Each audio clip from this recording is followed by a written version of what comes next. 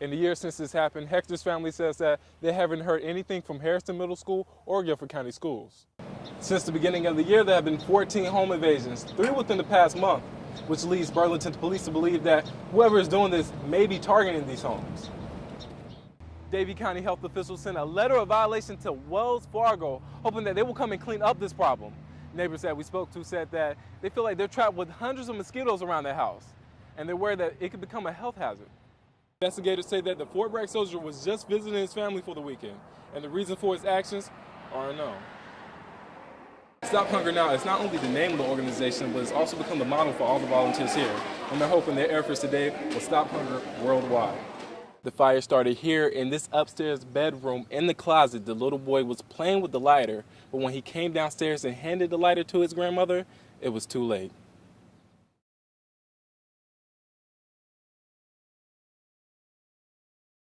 Filling, packing, and loading are what volunteers from 3 Winston-Salem area churches are doing in the effort to fight hunger. It's what we're called to do. We've always been called to do things in the world to help those that are poor, those that are hungry, those that are naked, those that don't have what they need. Close to 40 volunteers, both young and old, showed up to St. Anne's Episcopal Church to put together packaged meals to be shipped out to locations desperate for help. It's a great opportunity for people to join together. It's across all age groups that can participate in this event to do local food work right here in the community. For the past several years, Stop Hunger Now has sponsored numerous volunteer events all across the Triad, just like this one. In our country, we have hungry people, but we don't have starving people. Yeah. I mean, hungry people is you may miss 1 or 2 meals a day. Starving people is they may not get food for 2 weeks. And for a child, not eating for 2 weeks is not good. Stop Hunger Now is not only the name of the organization, but it's also become the model for all the volunteers here.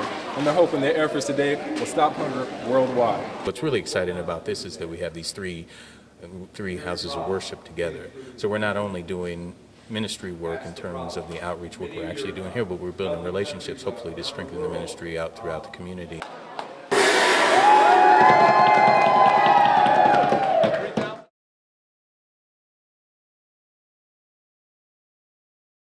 His eye was swollen shut. He lost about 75% of his vision. He had a bite mark in the ear, bruising on his chest, and in his back. Images no parent wants to see of their child. My first response was, I failed as a parent. Christina Green and her husband Gus say that an older boy started bullying her son Hector Varello at Harrison Middle School in Greensboro early last school year. Never put it past me that he was being bullied in school. Hector loved going to school for both band and life skills class, but as soon as the bullying started, that slowly changed. I just figured he was saying he just didn't want to go to school, just not to go to school. Yeah, being a normal kid. We did notice that every now and then he would come home with a tear in his shirt, or we would buy him a new book bag and it would last a couple of weeks before it was completely ripped. But one day, the bullying got even more violent.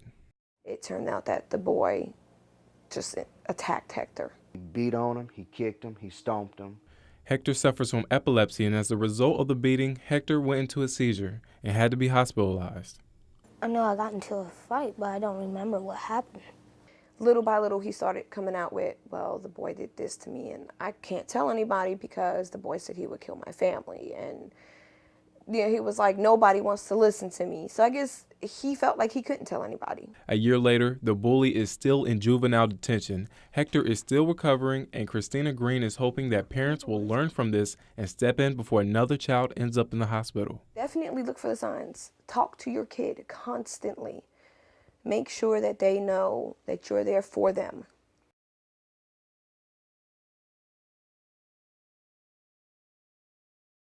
This is just one of the many things going on in downtown Asheboro at the Randolph Arts Guild, where people come not only to learn, but also to mold their fascination for the arts.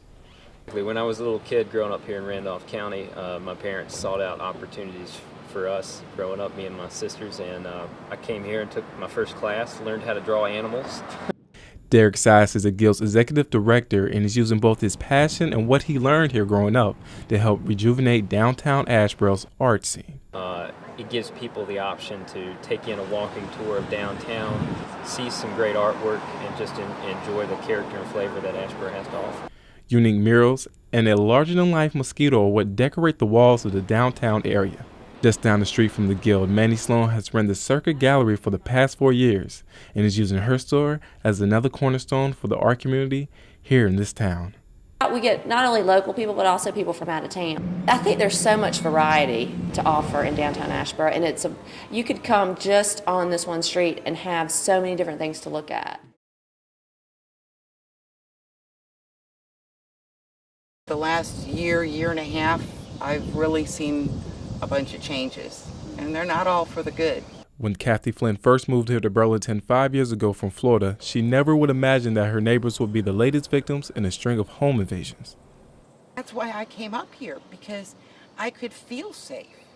And now, it's not quite the same. Just before 2 a.m. Thursday morning, 2 men kicked in the front door of her neighbor's home on Snow Court.